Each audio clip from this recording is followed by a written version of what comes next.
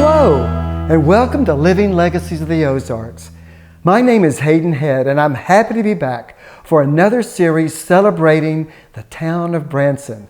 And I'm really happy to introduce this time, because heaven knows I needed a co-host, my better half, my wife, Sue Head. Hey, Sue. Well, hi there. Nice to have you on the program. I'm glad to be here, and so glad to be in the Star Schoolhouse. The Star Schoolhouse at College of the Ozarks. Can you tell us something about that? Well, originally it was located in Barry County, but it was later moved here to the campus of College of the Ozarks. And we're so grateful to be able to bring visitors here. We bring students from School of the Ozarks here to give them a little taste of a schoolhouse atmosphere. You know, I like what you said, because the college, this Star School that's here, is very concerned about legacy. There's so much that's so good about the Ozarks that the College of the Ozarks wants to carry forward. And we are fortunate to have with us a living legacy of the Ozarks, Mr. Herb Smith. Hello, good to see you again. It's good to see you, Herb. Thank you so much for joining us. Good to be here. We're really glad to have you with us. And we understand that you came to the Ozarks back in the late 1990s. 95. In 95. Tell us, why did you and your wife, Vicki, come to the Branson area? My story actually starts way before that. You've heard people say, I felt called to be a pastor or a minister. People say that quite often. Yeah. Well, back in college, I felt called to Christian radio. After some major changes, tried some different majors. I ended up in communications, television, radio. And so my major was in that area. And in college, I felt called to Christian radio. We'd come in contact with a Baptist minister in Michigan. He was just starting a Christian radio station. And I really felt called to go and help him to do that. Mm-hmm. Well, we had to go by faith because he had no money to pay us. Well, fast forward a whole bunch of years, because most of my career was in Michigan, a whole bunch of years, and in 95, we met Jay Scribner here in Branson. He started KLFC Radio a few years before that, and he was interested in having some help to develop the station to a more of a larger major station. And he needed some help. He didn't have any money to pay us. I said, well, you know, my first job was with a Baptist pastor with no money to pay me. I went by faith, and God has provided every step of the way. I bet we could do it again. So Jay and I had some communication for a few months, mostly by phone. Finally, after a few months, he said, well, if you still want to come on. So we went by faith, actually sold our house very quickly in Michigan, moved here in 1995, worked for Jay for about 5 years, and they wanted to sell their ministry wanted to sell the radio station. So he wanted to keep it local, not part of a big chain. So he invited my wife and I to buy the station. So we contacted a couple of relatives to see if they wanted to help finance that. They didn't. So we went to a local bank that was brand new in the area and shared with them the opportunity. Remember, the station didn't have any assets to speak of, just some old rundown equipment, just nothing. And the bank said, well, if you use your condo, which was debt-free, as collateral, we'll give you a loan. So they gave us a loan to buy the station. So we set up a new nonprofit ministry called Mountaintop Broadcasting. And our ministry bought it from Jay's ministry. Okay. And we were able to pay off that loan in about half the time, about 7 years. It was amazing. God provided. Amazing. That is wonderful. So we came by faith. Well, I know that y'all interview some very interesting people around the area and try to keep the community updated on what's going on. That's one nice thing about Christian radio, actually all radio.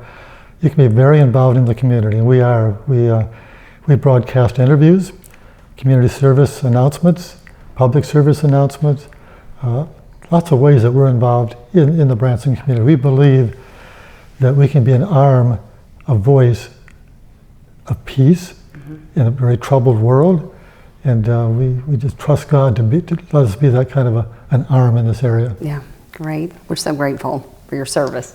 We are, because you're absolutely right about the times that we live in, and every community needs to be so concerned and careful about the kind of culture that they're building there. You know, I'm so pleased. Sue's been part of the Legacy Initiative, and they share the same goals that you're talking about, Herb, which is how can we preserve what's best about our area and then keep it alive. And then, of course, because it's Branson, we get to share it with others. And I know you've had the same experience because it's not just locals who are going to listen to KLFC. It'll be tourists that come in. And do you have programming that sort of reaches out to tourists or anything to them? Well, mostly our audience is local. Okay. Tourists might catch us on the way by. Actually, that's how we found the station. We were moving back, we were moving our daughter back from California back to Michigan, and we stopped in Branson for a visit and looked around, drove around Branson a little bit, and heard KLFC radio on our car radio, could tell it was local, could also tell it wasn't doing very much. I thought, how can I, as a tourist, learn something about this radio station? Well, it's a Christian radio station, so I'm guessing churches should know something about it. Well, we saw this big church at the corner of 65 and 76. I bet you they would know something about this radio station. So I left my daughter and wife at the hotel, drove over to First Baptist Branson, walked in the door and said, can you tell me anything about this 88.1 FM that we've been listening to? Well, but matter of fact, we can, because our pastor started the station. He's back in the office now. Do you want to talk with him? Oh, wow. So I did, and that's what we met Jane, began to talk with him, and started this whole process. I love the way that the station has served the community with those community announcements, with interesting interview, but really giving such encouragement to people who tune in every day to listen to uplifting music and messages. People are really hurting. They don't talk about it a lot, but people are dealing with physical things, financial things, relational things. Everybody's carrying a load. And the neat thing about Christian radio is we can present music and programs that help lift the load a little bit. 80% of our programming is music, Christian radio music, a wide variety. The experts say, have a pretty small playlist of songs and just kind of beat those to death. We don't do that. We have about 2,000 songs in our library. It's updated regularly with the newer Christian music along with some of the older ones. And that music really does minister to people. We get reports from time to time of a particular song. In fact, our station is largely computer run.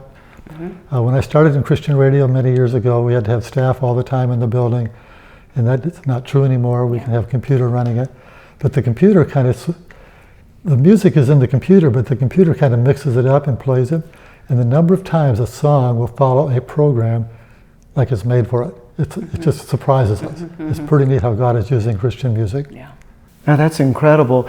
And I understand that you have legacy plans for KLFC. Well, our daughter and son-in-law moved here from Nashville lots of years ago now. And he was in the computer department of Caterpillar. So he left a well-paying job to come here, again, by faith, to move here to help us. And they've been here a bunch of years. And so they're running the station now. Our daughter and son-in-law manage and run the station. My wife has retired from the station. I'm working 2 little tiny shifts a week, Tuesday and Thursday mornings early, basically kind of turning it over to them. They're the legacy. And they've changed the station, which for the good. Like when I turned over the management to Darren, I said, this is not your father's radio station anymore, because the music became more contemporary, more relevant to the people. So yeah, that's the legacy, passing it on. Wonderful. Thank you for joining us here at Living Legacies of the Ozarks. We hope you have a great day.